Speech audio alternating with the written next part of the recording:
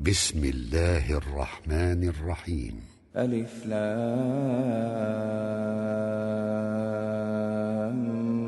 ميم. ذلك الكتاب لا ريب فيه هدى للمتقين الذين يؤمنون بالغيب ويقيمون الصلاة ومما رزقناهم ينفقون والذين يؤمنون بما أنزل إليك وما أنزل من قبلك وبالآخرة هم يوقنون أولئك على هدى من ربهم وأولئك هم المفلحون إن الذين كفروا سواء عليهم أأنذرتهم أم لم تنذرهم لا يؤمنون ختم الله على قلوبهم وعلى سمعهم وعلى أبصارهم غشاوة ولهم عذاب عظيم ومن الناس من يقول آمنا بالله وباليوم الآخر وما هم بمؤمنين يخادعون الله والذين آمنوا وما يخدعون إلا أنفسهم وما يشعرون في قلوبهم مرض فزادهم الله مرضا ولهم عذاب أليم بما كانوا يكذبون وإذا قيل لهم لا تفسدوا في الأرض قالوا إنما نحن مصلحون ألا إنهم هم المفسدون ولكن لا يشعرون وإذا قيل لهم آمنوا كما آمن الناس قالوا أنؤمن كما آمن السفهاء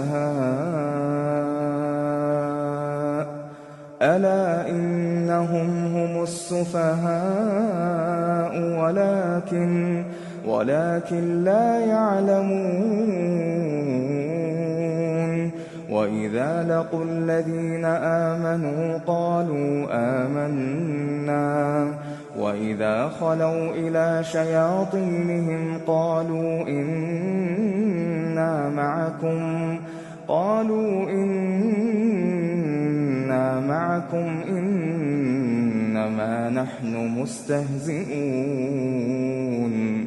الله يستهزئ بهم ويمدهم في طغيانهم يعمهون أولئك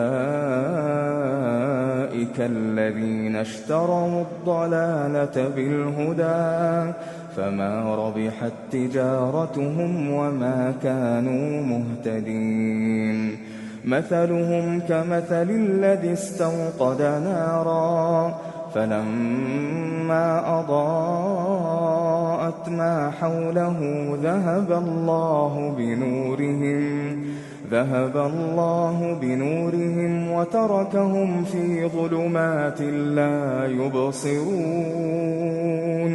صم بكم عمي فهم لا يرجعون أو كصيب من السماء فيه ظلمات ورعد وبرق يجعلون أصابعهم في آذانهم من الصواعق حذر الموت والله محيط بالكافرين يكاد البرق يخطف أبصارهم كلما أضاء لهم مشوا فيه وإذا أظلم عليهم قاموا ولو شاء